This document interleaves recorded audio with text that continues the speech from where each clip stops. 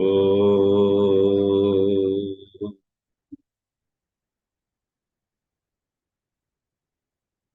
पार्थाय प्रतिबोधितां भगवता नारायणेन स्वयं व्यासेन ग्रथितां पुराणमुनिना मध्ये महाभारतम् अद्वैतामृतवर्षिणीं भगवतीम् अष्टादशाध्यायिनीम् अम्ब त्वामनुसन्दधामि भगवद्गीते भवद्वेषिणीम् नमोऽस्तु ते व्यासविशालबुद्धे पुल्लारविन्दायतपत्रनेत्र येन त्वया भारततैलपूर्णः प्रज्वालितो ज्ञानमयप्रदीपः प्रपन्नपारिजाताय स्तोत्रवेत्रैकपाणये ज्ञानमुद्राय कृष्णाय गीतामृतदुहे नमः।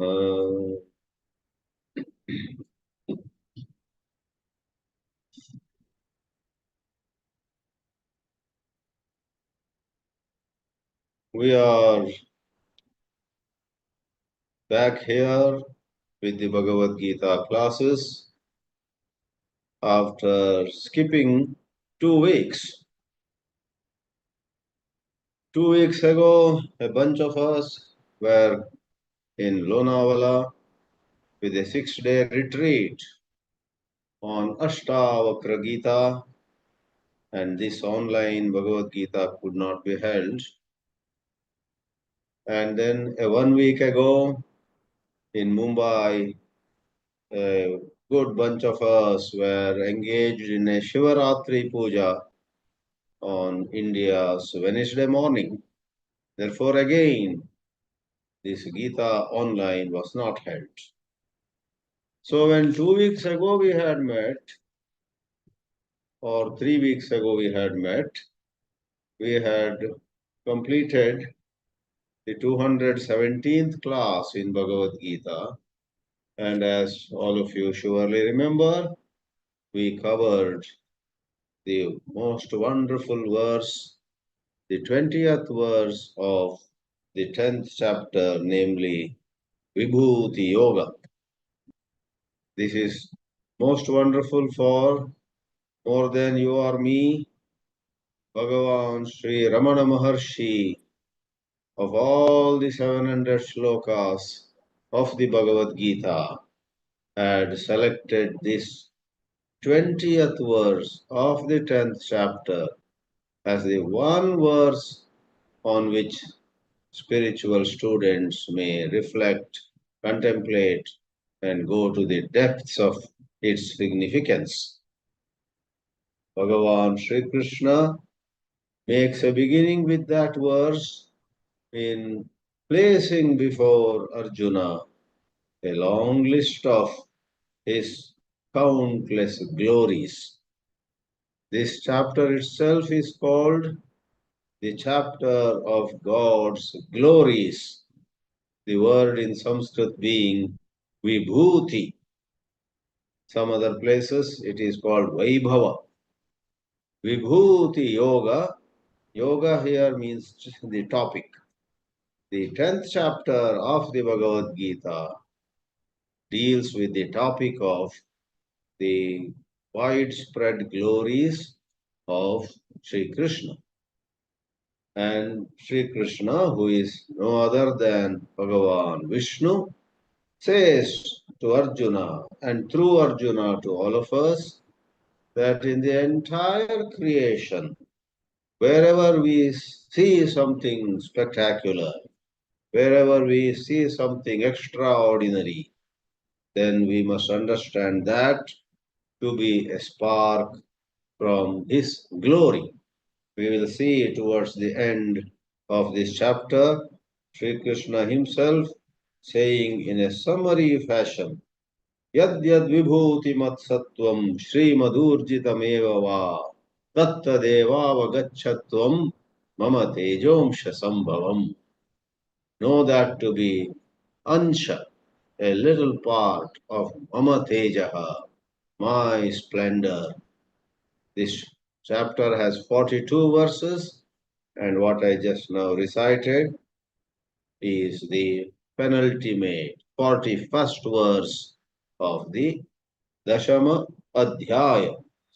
So, what did we see two classes before? It was Bhagavan Sri Krishna saying that at the height of everything, he is no other than the pure consciousness shining forth in every one of us. Let me tell you, this morning in India and this evening in the West, all spirituality culminates in realizing that we are pure consciousness having no birth, no death, no disease, no old age, no sorrow, and no caused happiness. Uncaused natural happiness is our nature. A friend of mine has evolved a technique now how you and I can reach our own true nature.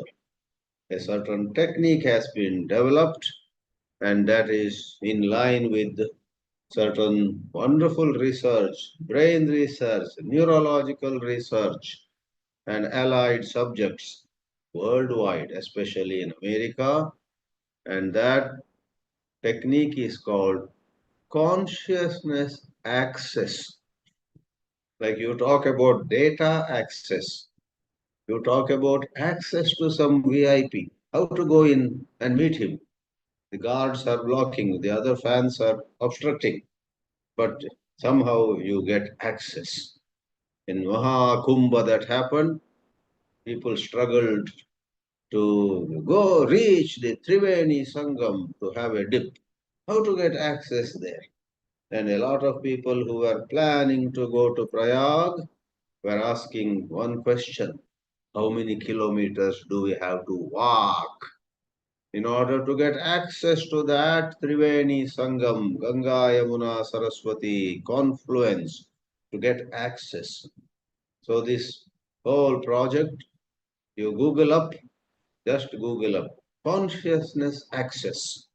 You will find a whole lot of material, including YouTube videos and certain stalwarts in the field who studied Vedanta, who learned from Eastern gurus and some Western mentors also, finally developed certain mystical techniques. I'll not name the person's name, that person will reach those of you who are supposed to meet him. And there is a method now, there is a technique, so to say.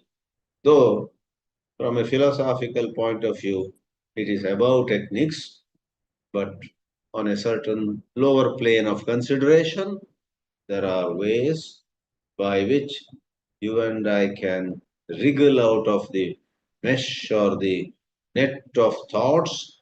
We are caught in thoughts, we are caught in emotions, we are caught in our present perceptions, we are caught in self made prison of our own. How we can break free of that and look at the word one last time. Consciousness access.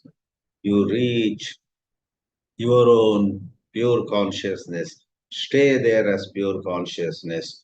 And rather than dropping down as a dead vegetable, you will actually, being anchored in consciousness, you will actually be much more dynamic, much more lively, because you are completely freed from fear. You are completely freed from regrets.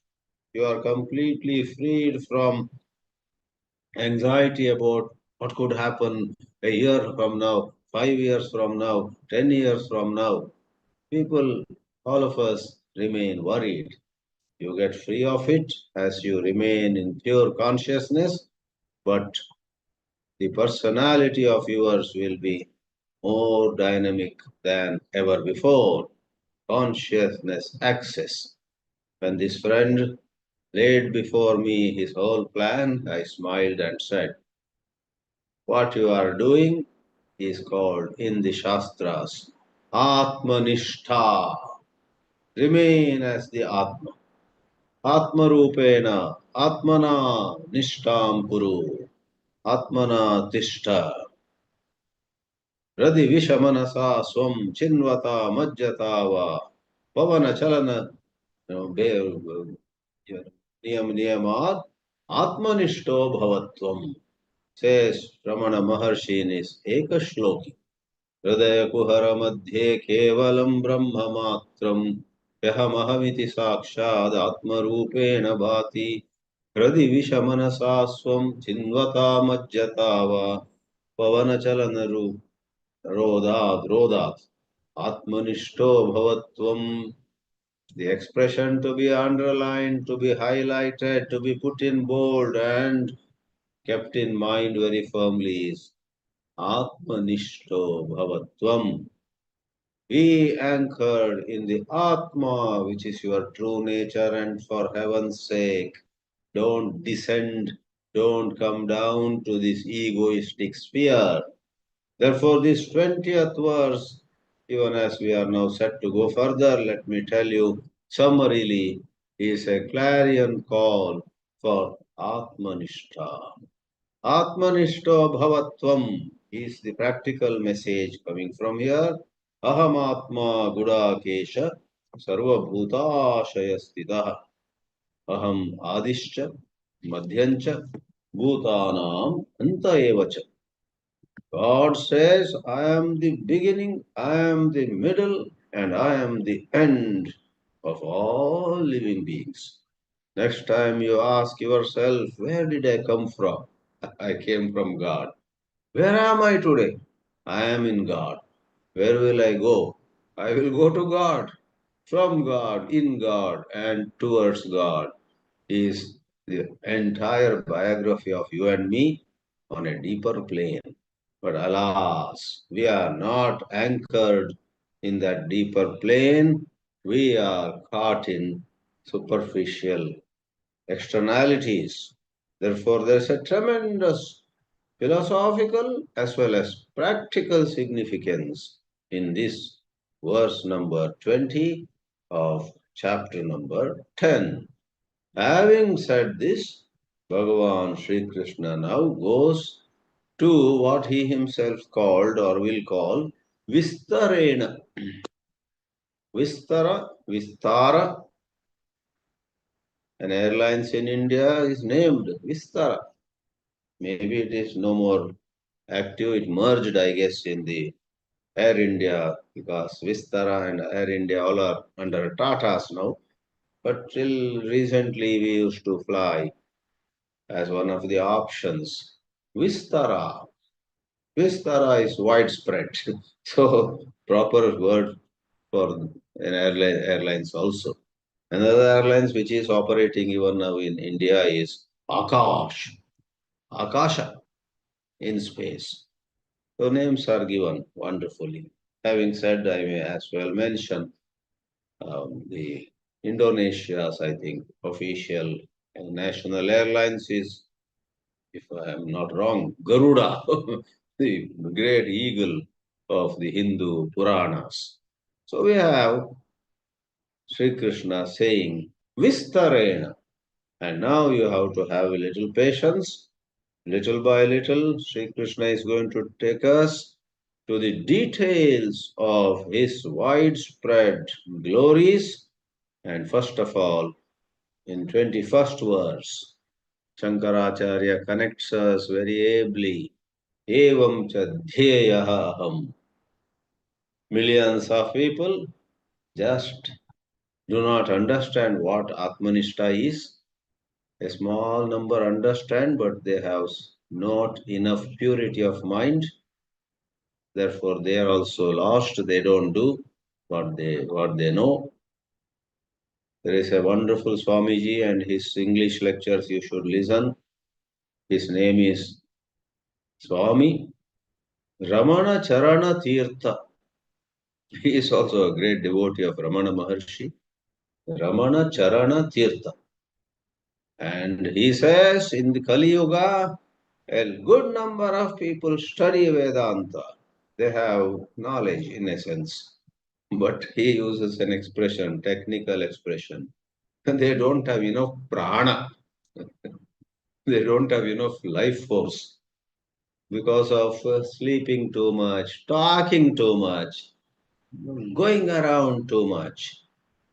I know some person in Bangalore, at the drop of a hat, he goes from deep south to far northeast.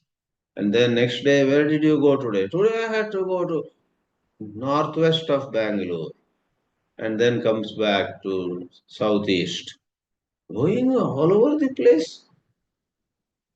So too much travel, too much catching metro or going by bus, or sometimes I guess he drives his own car also.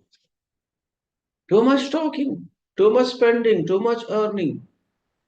And Swami Ramana Charana Tirtha says, quoting Gita, Natyashnatastu yogosti, Nachaikantam manashnataha, Nachati swapnashilasya, Nacha jagrato. Somebody keeps awake too much. You tell him, oh, please go to bed. Huh? Just a little more. This TV serial is interesting. Then, as per that Swamiji, whose clip I heard yesterday, which was very profound, these people by overindulgence or less involvement than what is required as per Swadharma, as per one's duty. If you have a duty, you must do it. If you don't do your duty, then also your pranas go down. If you do your duties, a certain satisfaction arises in you. Ah, I did my job. I have done my part. Then the pranas are bright. So, quoting from Brihadaranyaka Upanishad and other sources, the Swami conveys the great truth that you may be a Shastrajna, you might have studied the Shastras, but because of disorder, J. Krishnamurti calls it disorder in daily life. If your life has certain disorder in terms of allotment of your time and your hours to tasks and things, then your pranas are weak. And in a certain mantra in Brihadaranyaka Upanishad, it is said, he quotes it, Nathasya pranaha utkramante, he quotes. The pranas of a Atmanishta, they don't leave his body. A very interesting way of putting things. The pranas are in him. And okay, I feel tempted to make one more reference to Swami Ramana Charana Tirtha's wonderful talk, where he says that is why in the Indian spiritual tradition, enlightened people, Mahatmas, are not burnt, they are buried. Because in their body, as they have lived an orderly life of contemplation on God, contemplation on the pure self, their pranic energy, which is a very mysterious force. Breath is a very gross form of it. Don't equate breath with prana. Breathing is an external, superficial, very secondary form of prana. Prana is such vital energy from the head to the toes. At every corner of our body, there is prana. So a Mahatma has, thanks to his or her contemplation on God, kept the pranas inside himself or herself. Therefore, that body is sacred. Don't burn it. In that way, if you burn it, the pranas will, as though there must be a science about it. We can't visualize how pranas, by burning the body, disappear, and by burying the body, they stay. But there is some science about it. We are not saying that it is some liquid or gas or some air or, you know. So Though it is very non-physical, to an extent, there is a certain physical dimension to it. So he explains how Mahatmas are buried, not burnt, not cremated in the Indian tradition, while otherwise majority of Hindus burn, cremate the body. Majority, not 100%. There are some communities where the tradition is to bury. Anybody dies in the family, they bury. But otherwise, a larger number, I guess, do Antya Samskara through Agni Sanskara. So, we go for those vast majority of spiritual seekers who cannot do Atmanishta. They need, as Shankaracharya connects it, Dhyeyaha. How are they to meditate then? Because they are incapable of meditating on the highest plane. Evam Dhyeyaha. Bhagavan Vasudevaha. Evam Dhyeyaha.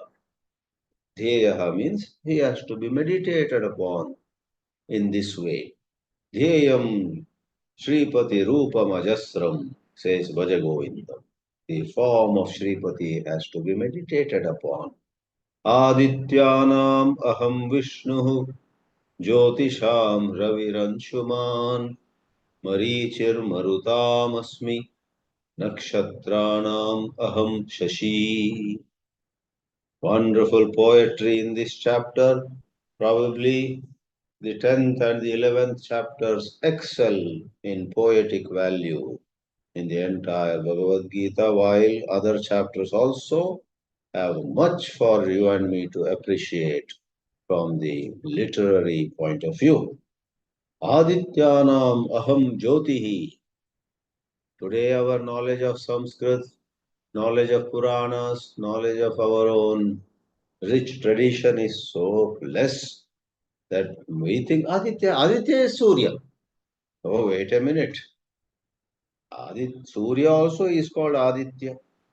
That great lady, that celestial divine mother, Aditi, had many children, and Surya also is considered one of the sons. But here the reference is different as SSS. What is SSS? Swami Satchidanandendra Saraswati, for the benefit of you and me, gives the list. There are, in fact, different scriptures give different versions. There are 12 Adityas, Dhatra, Mitra, Aryama, Shakra, Varuna, Ansha. 6. Then Bhaga, Vivaswanta, Pusha, Savitra, and Twashtra and Vishnu. This is as per Adi Parva of Mahabharata. Then another sequence, Moksha Dharma of Mahabharata. Another list says, to quickly mention, Ansha, Bhaga, Mitra, Varuna, Dhatra, Aryama, Jayanta, Bhaskara, Twashtra, Pusha, Indra, Vishnu. These are all children of Aditi. So here the reference is not so much to the sun, it is the 12 children of Aditi. And among them, certain one of the sons is called Vishnu. Vishnu again doesn't have to refer to the Trinity, Brahma, Vishnu, Maheshwar. This is one of sons of Aditi.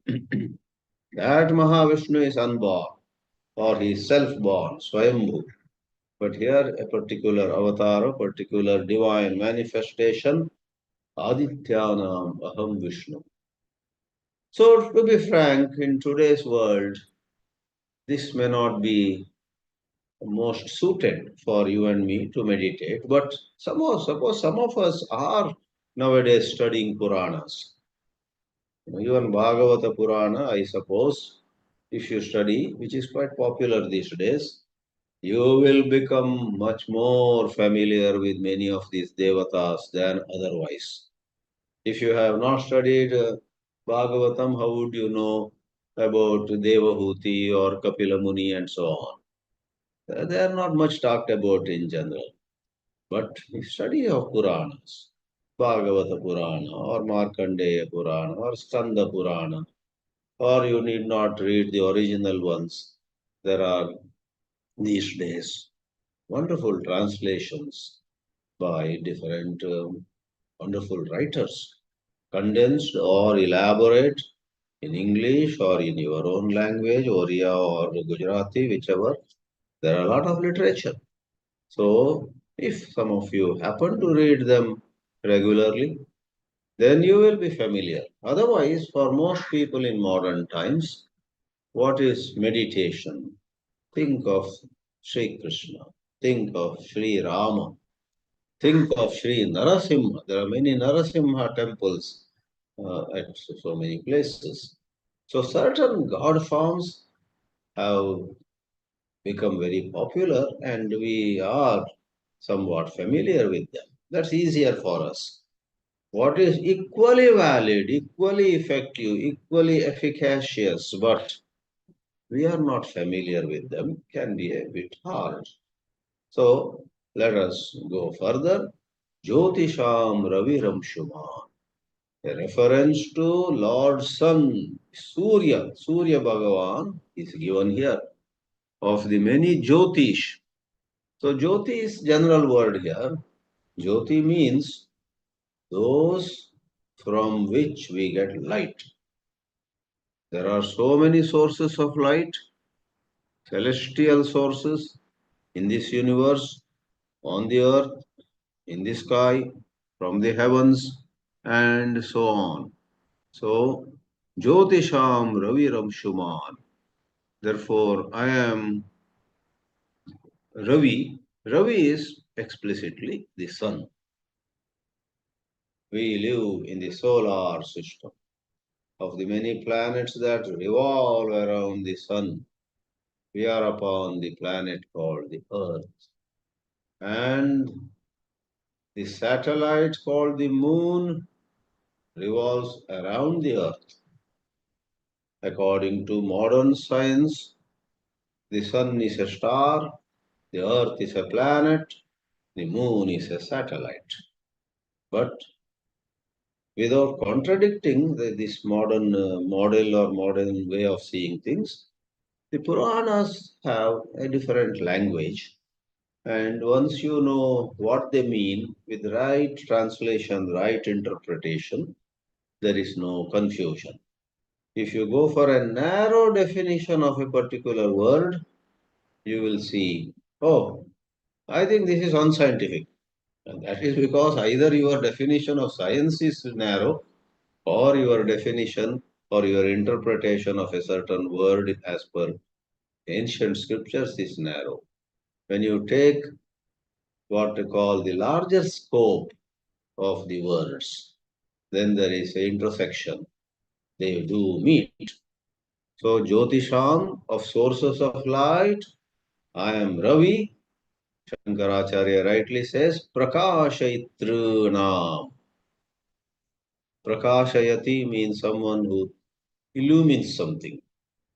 Something shines, that is Prakashate. But not only it shines, but it makes some other object come into our view.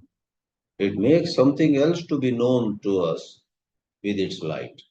So it shines and it makes others come into knowledge. That is Prakashayati and Prakashayitru. Prakashayitrunam Amshuman. The sun is known for having those Anshu. Anshu means rays. Rashmiman, Anshuman. Then next one is, so this applies here also. Some want to meditate on God, concentrating on the sun. Now some people want to meditate on Guru. There is a devotee in Bangalore again who says he listens to so many Swamis, so many Gurus, he studies, but he meditates day and night on Sri Ramakrishna. Ramakrishna Paramahamsa. So that's fine. Sri Krishna, you can imagine, would say, well, I am Ramakrishna among Mahatmas. Among Mahatmas, if you choose Sri Ramakrishna, somebody else chooses some other great guru. There are many Dvaitis especially who meditate on Chaitanya Mahaprabhu. Chaitanya Mahaprabhu, the great champion of the Hare Krishna tradition, who danced on the roads of villages and towns and perhaps jungles also of mainly Bengal and Orissa, intoxicated with love of Sri Krishna. You could some other place, gurus like Vallabhacharya have tremendously impacted large numbers of people. So please understand the whole topic here is how we may meditate on that one supreme God who is ultimately consciousness in our heart, but to understand, appreciate, and fix our mind on the truth as consciousness is very hard for us. We want some name and form.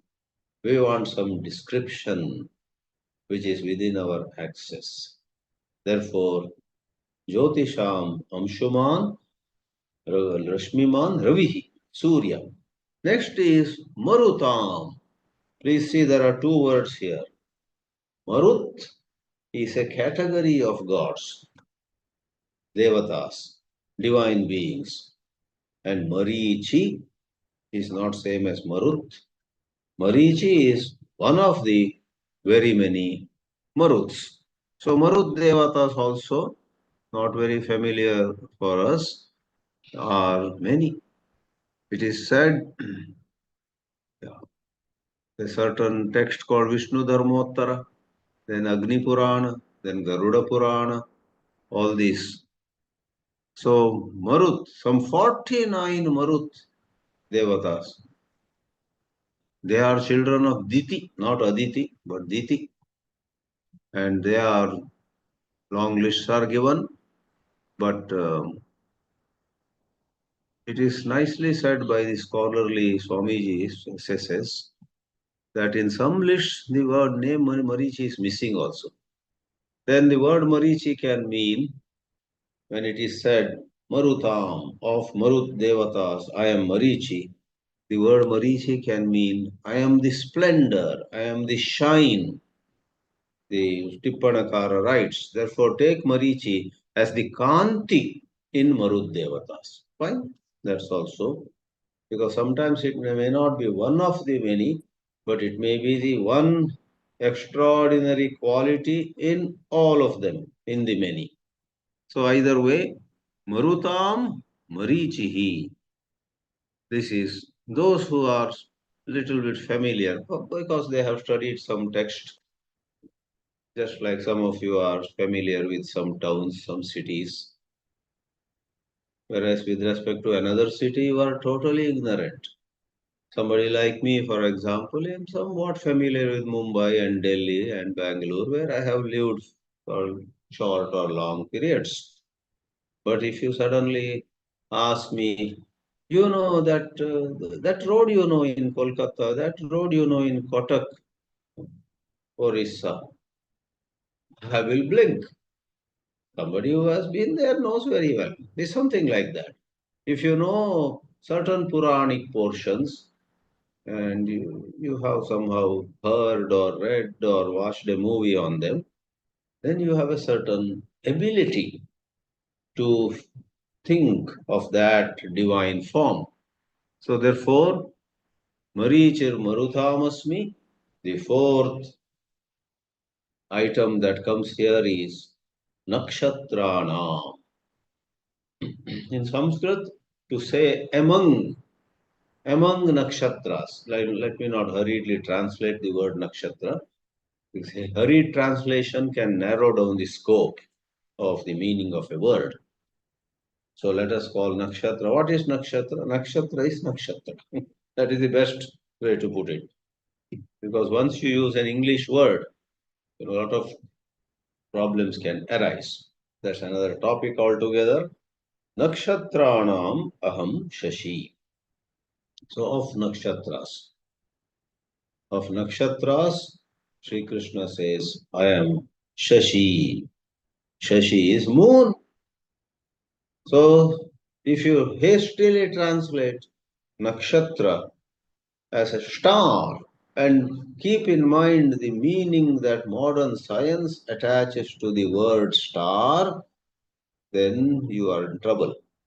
You will say, how can Shashi, moon? Our rishis did not know things. How can they call the moon as the most adorable one among stars? The moon is not a star. The moon is not even a planet. The moon is a satellite going around this tiny planet called the Earth. Oh, how can Shashi be called one of the nakshatras? The problem is not with Gita. The problem is not with the teachings of Sri Krishna. The problem is you are narrowing down also in a wrong direction the meaning of nakshatra. So, what is nakshatra? Again, we take help from knowledgeable commentators or tippanakars. Let me tell you something. Nakshatra.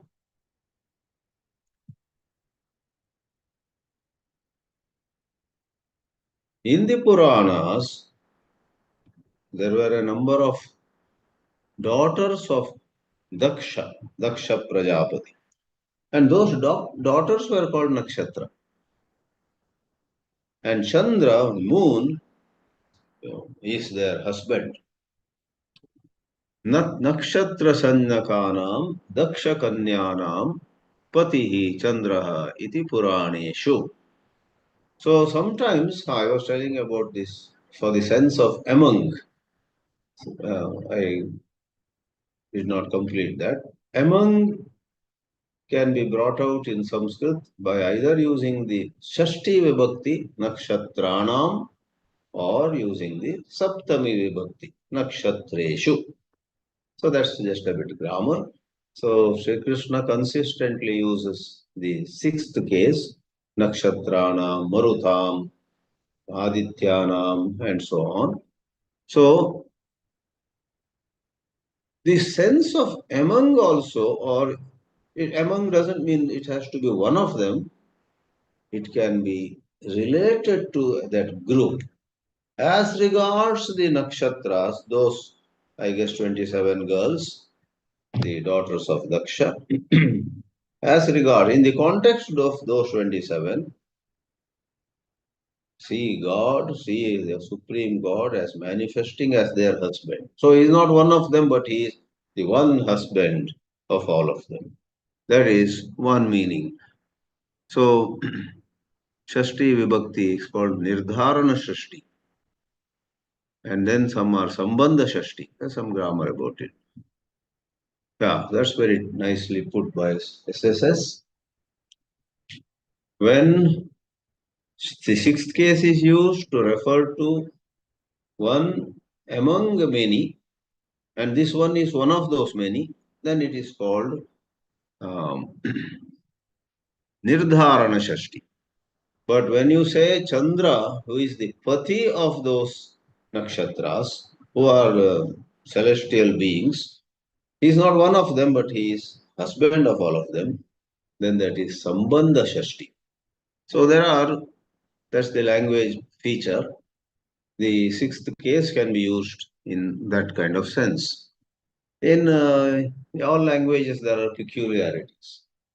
I remember somewhere in 1989, I was guiding a bunch of brahmacharis in Mumbai, and one brahmachari had a little bit poor English, as it often happens in ashrams. Some are good in English, some are poor. So he had confusion to quickly mention about the word after. In his mind, after, the word after meant only time-wise distance. Somebody went, after him, his younger brother went, after a time gap. But in English language, as you know, the word after can also have the sense of, you know, I am after him. Means I am chasing him, I am watching him, I am looking at him. It's not physical, it's not time-wise, but you are paying attention to that person. And this second daughter of mine is always after money. When you say it's not money walks and after 5 minutes this daughter walks. No. After money means she wants money. So that's just a parallel. Please don't think Sanskrit is difficult. All languages have their own peculiarities. And we have to therefore understand the nuances of every language if you want to get going. All right. So if you say there's one last meaning for this nakshatranam aham shashi. As modern science uses the word nakshatra, there's an Indian word given to it, star, tara, sometimes taragana, and so on. So if it is the bright objects in the sky, then from a poetic point of view, of things that are bright, see, take it that way. Things that are bright. Don't go into the rigid definition as found in physics or astronomy, etc., of modern times, where a star is shining by itself, a planet borrows light. So there are those differences. That is not the issue here. If you take the word nakshatra as those bright, luminous, appearances in the sky, and they move also in our eyes. From our angle of view, they are moving. Don't we say even about what physics calls them stars? We say today this Venus is seen here. Yesterday Venus was seen there. So Venus is planet, of course. Some other star also is talked about. So we planets and stars. So don't make a list of things that are luminous, things that are moving in the sky. The moon is taken up. Moon is highlighted. Nakshatranam aham shashi. So as the Tipankar says, the moon has been specially highlighted because as far as we can see, the moon rotates fast, the moon looks bigger, the moon goes round in 27 or 28 days. So the one who rotates faster, you may say, but really he is not moving so fast. This is your illusion. Who cares? These are upasanas. In upasana, don't bring some kind of irrelevant explanation. If somebody is worshipping a shaligrama, looking at it as Vishnu, don't come and say, you know what, this is just a stone. Then the upasaka will tell you, you have a heart made of stone, get out of here. For me, in my heart, this shalagrama stone from Gandaki Nadi in Nepal is Sakshat Vishnu. So upasana doesn't go into those considerations which may be very valid in another science. Among many luminous objects I see in the sky, the moon looks big, it waxes and wanes. Every 27 or 28 days, you have one Purnima coming and going, one Amavasya coming and going, and all that. Therefore, Nakshatranam Aham Shashi.